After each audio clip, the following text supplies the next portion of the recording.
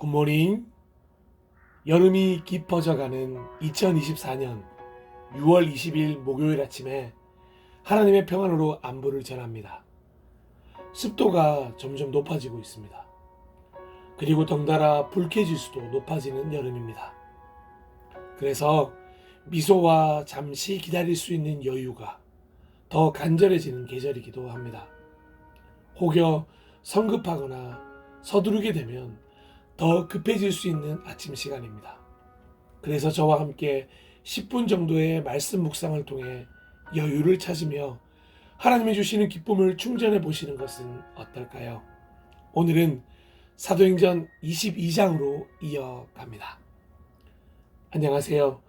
저는 모든 예배자들과 살아나는 아침으로 시작하여 살리는 하루로 만들어가고 싶은 경기도 광주시 문영동에 있는 살아나서 살리는 교회 김광수 목사입니다. 예루살렘에 도착한 바울은 군중들 앞에서 자신의 이야기를 시작하게 됩니다. 자신의 출생과 살아온 이야기, 특별히 듣고 있는 군중들처럼 자신 역시 하나님께 열성적인 사람이었음을 밝히게 됩니다. 그 군중들 사이에서는 바울을 기억하는 이들이 분명히 있었을 것입니다. 그리고 바울은 자신의 회심 이야기도 들려주게 됩니다.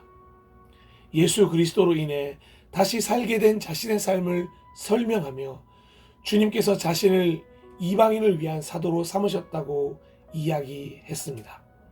그리고 많은 이방인들을 전도한 이야기도 함께 나누게 됩니다. 그랬더니 그나마 웅성거리던 군중들이 폭발해버리고 말았습니다. 사도행전 22장 22절에서 23절입니다. 사람들이 바울의 말을 여기까지 듣고 있다가 이런 자는 없애버려라, 살려두면 안 된다 하고 소리를 질렀다. 그리고 그들은 고함을 치며 옷을 벗어 던지며 공중에 먼지를 날렸다. 아멘. 그런데 정말로 군중이 바울을 죽일 듯이 몰려들자 아주 특별한 한 사람이 여기서 등장하게 됩니다. 마치 구약의 고레스 왕처럼 하나님이 준비시켜 주신 사람임에 틀림없습니다.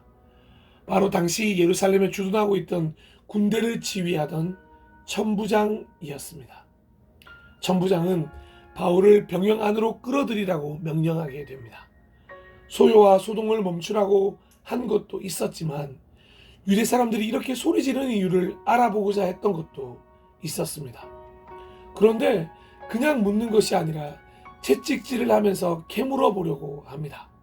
그냥 물어보았을 수도 있는데 바로 이 장면에서 바울이 가는 길이 하나님의 계획 아래 있음을 발견하게 됩니다. 사도행전 22장 25절입니다. 그들이 채찍질을 하려고 바울을 눕혔을 때에 바울은 거기에 서 있는 백부장에게 로마 시민을 유죄 판결도 내리지 않고 매질하는 법이 어디에 있소 하고 말하였다. 아멘. 이 구절은 그냥 단순한 구절이 아닙니다. 자신을 로마 시민이라고 밝힌 바울로 인해 이제 사도행전은 완전히 새로운 국면을 맞이하게 되는 순간입니다. 예루살렘으로 성령 하나님이 인도하신 이후의 첫 단추가 여기서부터 시작되는 것입니다. 바울을 직접 신문하려고 했던 백부장은 바울의 말을 듣고 서둘러 천부장에게로 가서 로마의 시민이라는 것을 알리게 됩니다. 그래서 천부장은 바울을 따로 독대하게 되고 바울은 나면서부터 로마 시민으로 돈을 주고 시민이 된 자신과 다른 신분이라는 것을 알게 됩니다. 나면서부터 로마 시민인 바울을 판결도 없이 매질을 하려고 했으니 천부장과 바울을 신문하려고 했던 로마 시민들은 두려워 떨게 됩니다. 상상조차 할 수 없었던 전개가 펼쳐지고 있는 것입니다. 그리고 다음 날이 되자 무슨 일로 유대 사람이 바울을 고소하는지 그 진상을 자세히 알아보려고 하였습니다. 그래서 천부장은 바울의 결박을 풀어주고 명령을 내려서 대제사장들과 온 의회를 모이게 합니다.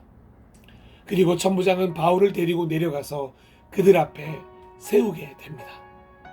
분명 바울에게는 다시 한번 복음을 전할 수 있는 절호의 기회였고, 대제사장들과 온 의회에게는 다시 한번 주어진 생명의 시간이었습니다. 과연 결과는 어떻게 될까요? 성령님은 어떻게 인도하실까요? 우리 모두는 오늘 사도행전 22장 본문을 통하여 하나님의 큰 뜻과 방향을 읽어낼 수 있어야 합니다.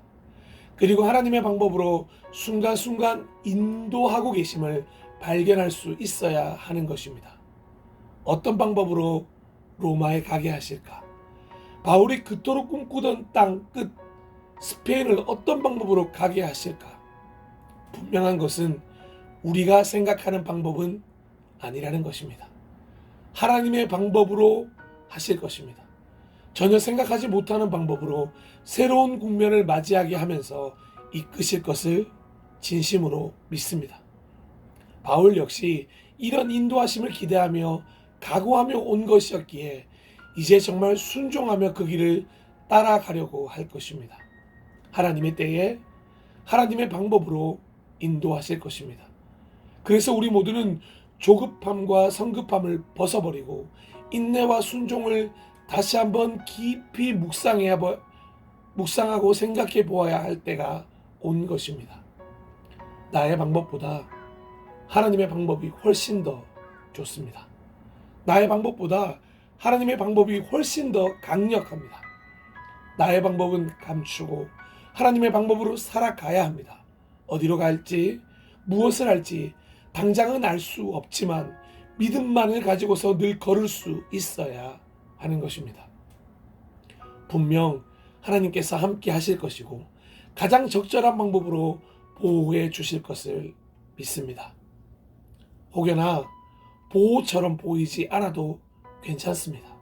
바울의 고백처럼 고난도 유익입니다.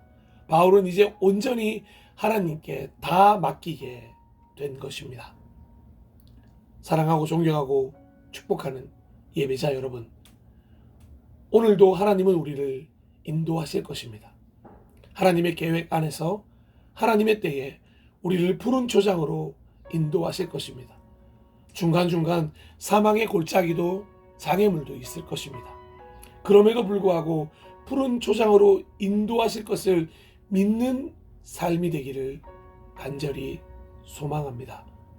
바울을 이렇게 인도하고 계시는 하나님이 바로 우리의 하나님이십니다. 오늘 함께 나누고 싶은 찬양은 브라이언 김의 주가 일하시네입니다. 또한 계속해서 6월 23일 전까지 6월 23일 주일에 있을 선한빛 교회와의 연합 예배를 위해서 함께 기도했으면 좋겠습니다. 하나님께서 모든 예배를 준비시켜 주시고 하나님 아버지의 마음을 주시고 예배 가운데 위로와 회복과 영광이 가득한 시간이 되도록, 특별히 선한빛 요양병원에 계신 환자분들이 많이 동참하여 복음을 들을 수 있도록 함께 기도로 준비해 주시길 부탁드립니다. 사랑하고 존경하고 축복하는 예배자 여러분, 동역자 여러분, 오늘도 살아나는 아침, 살리는 하루 되세요. 샬롬. 하나님이 우리와 함께 하십니다.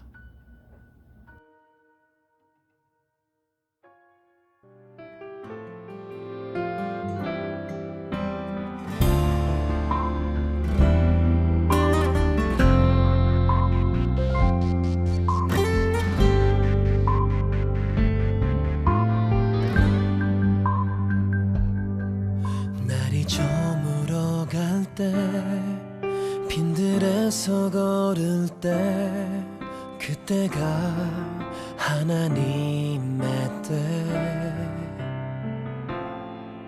내 힘으로 안 될 때 빈손으로 걸을 때 내가 고백해 여호와 이래 주가 일하시네 주가 일하시네 주께 아끼지 않는 자에게 주가 일하시네 주가 일하시네 신뢰하며 걷는 자에게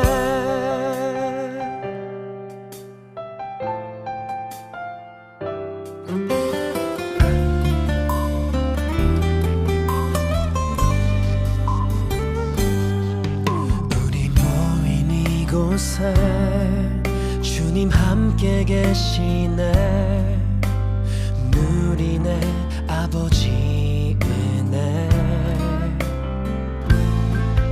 적은 떡과 물고기 내 모든 걸 드릴 때 모두 고백해 여호와 이래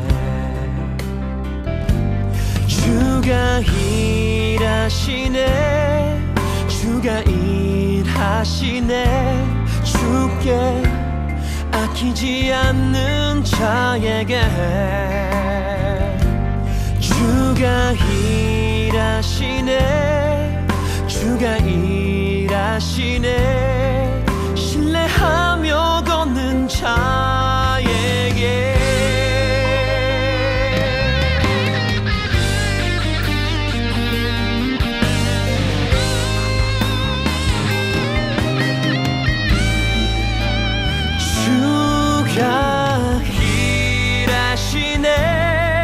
주가 일하시네 주께 아끼지 않는 자에게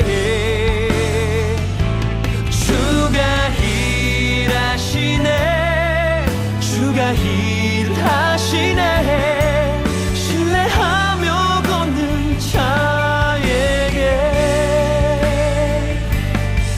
신뢰하며 걷는